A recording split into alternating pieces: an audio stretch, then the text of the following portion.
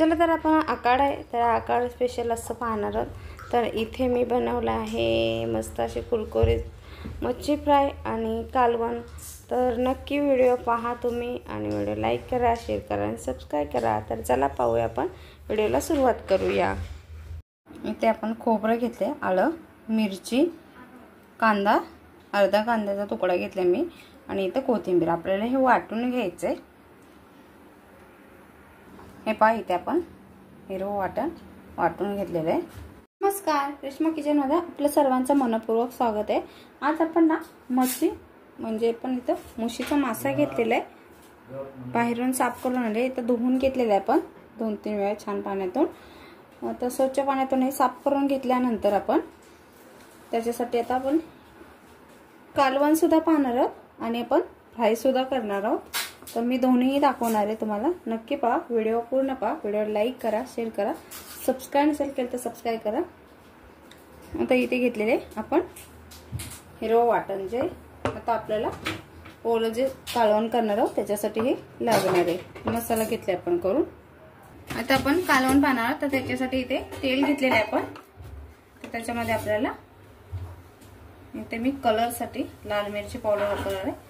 तर वाटणमध्ये आपण मिरची वापरले, तर ही काश्मीरी मिरची पावडर आहे, हळद आहे, म्हणजे आपल्याला कोकम घ्यायचे। फक्त थोडीशी इथं मी तिखटवाले लाल मिरची पावडर वापरले। आता हे मसाले थोडेसे आपण एकदम कडक केला ना तर काय होते, मसाले आपले करपून जातात। तर तसं नाही करायचं, थोडंसं हलकसं गरम करायचं तेल आणि मग मसाले आपले सुके त्याच्यामध्ये टाकायचे। मग त्याने काय होतं, मसाले आपले करपत नाही। आता इथे घ्यायचे आपण जे वाटण घेतले तर ते घ्यायचे याच्यामध्ये।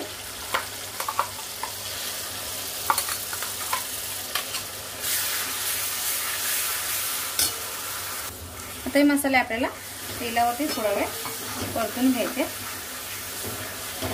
हिरवं वाटण घातलं ना खूप छान असं, ओली मच्छी आपण ज्यावेळेला करतो ना कालवण, तर त्याला असं ओलं वाटण घातलं ना खूप मस्त असं टेस्ट येते आणि चवीलाही खूप भारी लागतं। आपण वाटणमध्ये मिरची वापरले त्यामुळे मी इथे लाल मिरची पावडर कमी वापरले तिखटसाठी।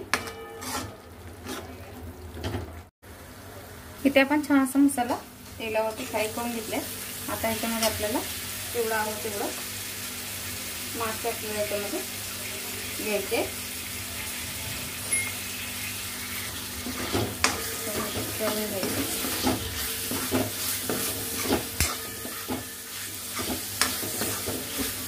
आणि काय करायचं, थोडंसं पाणी घालायचं, जास्त असं पाणी नाही घालायचं, शिजायला असा वेळ लागत नाही।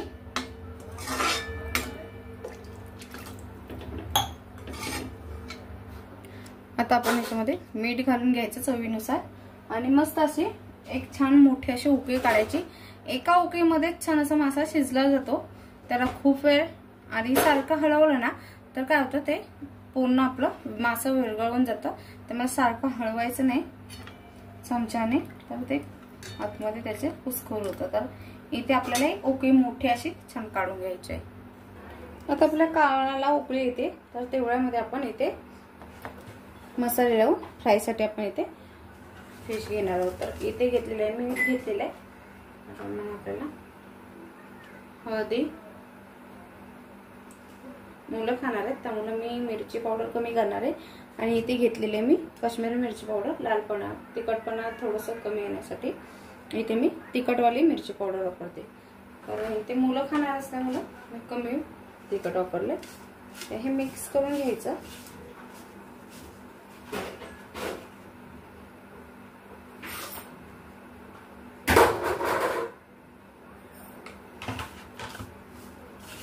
एकसारखं आपल्याला मिक्स करून घ्यायचे।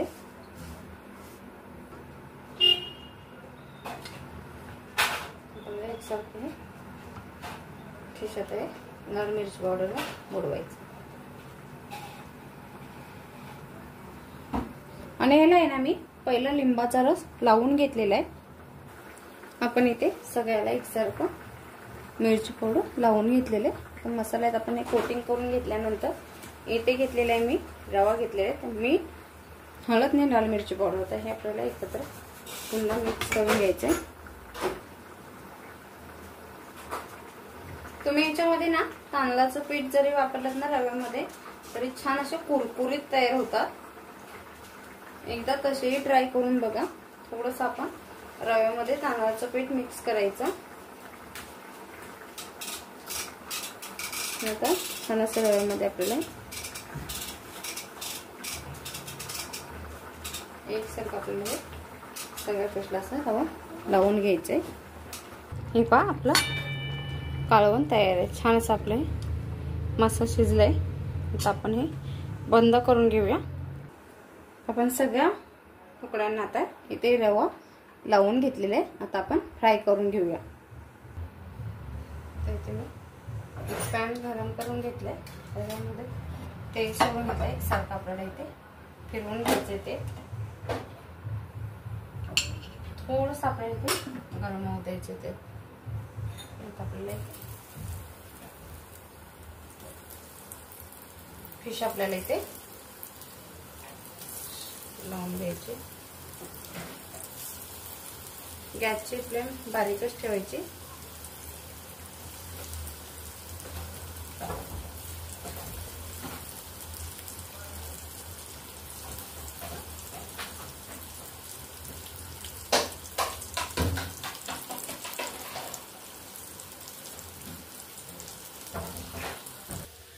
आता आपण दुसरी साईड ठेवून घ्यायची.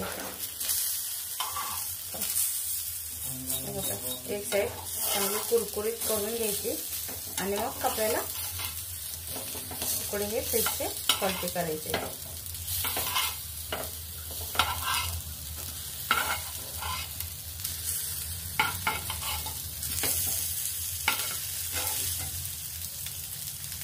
हे पहा मस्त असे आपण कुरकुरीत तयार करून घेतले. आता हे काढून घेणार आहे.